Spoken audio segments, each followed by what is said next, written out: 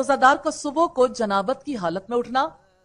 उम्मुल मोमिनीन आयशा सिद्दीका और उम्मे सलेमा से रिवायत है कि कभी कभी रसूलुल्लाह को इस हालत में सुबह हो जाया करती थी कि आप अपनी बीवियों से जनबी होते, फिर गुस्ल फरमा लेते और रोजा रखते थे। ये बात बेहद अहमियत की हामिल है। अक्सर लोगों को ये उलझन होती है कि अगर जनाबत की हालत में सुबह हो जाए, क्या ऐसी सूरत में एक इंसान का रोजा पूरा हो जाएगा? नमाज में और रोजे में फर्क है। नमाज की हालत में तो दाखिल नहीं हो सकते, लेकिन अगर किसी ने जनाबत की हालत के बाद रोजा रख लिया, अभी फजर की नमाज का वक्त है, वो उठे, गुस्ल करे, फजर की नमाज अदा कर ले, कोई हर्ज की बात नहीं है। ऐसी सूरत में जबकि हालत जनाबत है, चूंकि एक इंसान को यूं महसूस होता है कि इबादत है और इबादत इस हालत में कैसे। हजरत आयशा की दूसरी रिवायत से हमें पता चलता है कि अल्लाह के रसूल सल्लल्लाहु अलैहि वसल्लम के तर्ज अमल को बताकर लोगों के लिए आसानी पैदा की है कि आप भी गुस्ल जनाबत किए बगैर रोजा रख लेते थे, बाद में गुस्ल करके नमाज अदा कर लेते थे। इस वजह से बाकी लोगों के लिए भी आपकी जिंदगी में नमूना। अगर कोई खातून हैज की हालत में है और उसने गुस्ल करना है, या जनाबत की हालत में है उसने गुस्ल करना, अब उसके पास सहरी का इतना वक्त है, उसे अपनी फैमिली को सहरी भी करवानी है और फजर की नमाज भी अदा करनी है, क्या वो इस हालत में पहले गुस्ल करेगी या सहरी बनाएगी? वक्त इतना ही है, एक काम हो सकता है, तो सबसे पहले गुस्ल करने के लिए नहीं जाएगी क्योंकि वक्त थोड़ा है। अगर वक्त हो तो फिर तो सवाल करने की गुंजाइश ही बाकी नहीं रहती। अब वो पहले सहरी बना ले, क्योंकि ऐसी हालत में अब ये मजबूरी की हालत है। अगर उसने कुछ पका लिया तो उसका पकाया हुआ नापाक थोड़ी हो जाएगा। तो सब लोगों को सहरी खिला दे और उसके बाद गुस्ल करे और नमाज अदा कर ले, इसमें कोई हरज की बात नहीं है। उम्मुल मोमिनीन हज़रत आयशा से मरवी है कि एक शख्स ने रसूलुल्लाह से मसला पूछा जबकि आप दरवाजे पर खड़े थे। अल्लाह के रसूल, मैं बहालत जनाबत सुबह करता हूँ और रोजा भी रखना चाहता हूँ।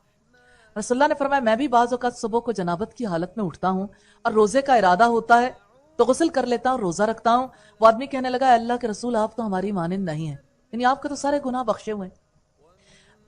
अल्लाह अज़्ज़ा व जल्ला ने आपकी अगली पिछली सारी गलतियां मुआफ़ फरमा दी। इस पर आप गज़बनाक हो गए और फरमाया, कसम है अल्लाह की, मैं यकीनन तुम सबसे ज्यादा अल्लाह से डरने वाला हूँ और इत्तिबा के लायक अमाल से बहुत आगाह। हज़रत अबू हुरैरा रज़ियल्लाहु अन्हु से रिवायत है कि हम नबी अकरम सल्लल्लाहु अलैहि वसल्लम के पास बैठे थे कि एक सहाबी आए और कहने लगे, या रसूल अल्लाह सल्लल्लाहु अलैहि वसल्लम, मैं हलाक हो गया।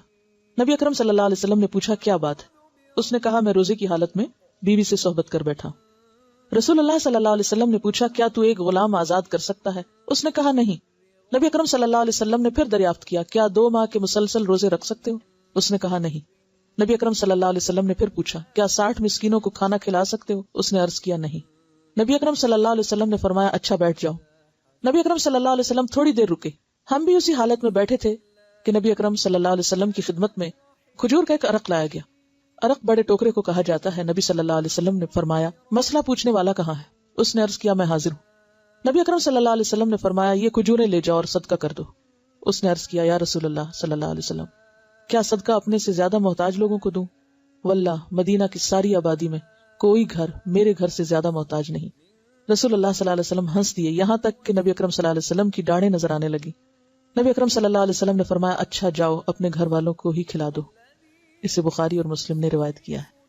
यह है इस्लाम का हुस्न और इस्लाम की रियायत।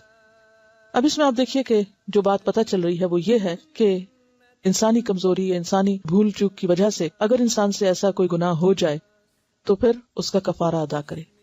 और कफारे में क्या है? गुलाम आजाद। अगर गुलाम नहीं तो फिर उसके बाद 2 माह के रोजे। और इसमें इंसान ये नहीं कि मस्ती से सिर्फ कहने मुझसे रोजे नहीं रखे जाते, नहीं, ये देखा जाएगा कि उसकी सेहत और उसकी जिस्मानी हालत कैसी है। अगर कोई 1 महीना रमजान के रोजे रख सकता है तो वो 2 भी रख सकता है। तो यानी जो शख्स रमजान के रोजे रख ले तो फिर इसका मतलब यह है कि वो इस काबिल है। और अगर कोई बीमार है या माजूर है और वो रोजे नहीं रख सकता तो फिर वो 60 मिस्कीनों को खाना खिलाएगा। और अगर कोई गरीब है और वो नहीं खिला सकता तो फिर उसको कुछ दिया जाएगा कि वो आगे किसी को खिला सके। अब आपने ये नहीं कहा, अच्छा फिर जाओ तुम कुछ भी ना करो, कहा बैठ जाओ। और बिठाया किस लिए? कि कोई उसकी मदद की जाए ताकि वो अपना कफारा अदा कर सके।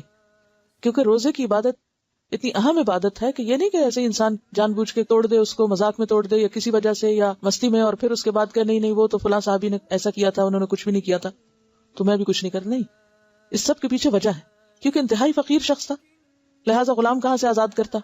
खाने को नहीं मिलता था, इतना कमजोर होगा कि 2 महीने के रोजे भी नहीं रख सकता।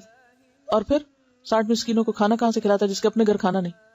لیکن پھر ایسے شخص کے لیے کیا کیا جائے کہ دوسرے اس کی مدد کرے تاکہ وہ اپنا کفارہ ادا کرے. اور پھر جب کفارہ ادا کرنے کے لیے اس کو مال دیا گیا، کھجوریں دی گئی اور اسے کہا گیا کہ اب اس کو غریبوں پہ یا فقیروں پہ تقسیم کرو، تو اتفاق یہ تھا کہ سب سے زیادہ فقیر بھی وہ خود ہی تھا، اس کے گھر والے. تو پھر آپ صلی اللہ علیہ وسلم نے اس کے گھر والوں کے لیے ہی وہ کھجوریں، یعنی کفارت اس مرد کو خود دینا تھا نا، فقیر بچے تھے یا گھر والے تھے، تو اس لیے اسی کے گھر والوں کو وہ کفارے کا مال دلوا دیا گیا.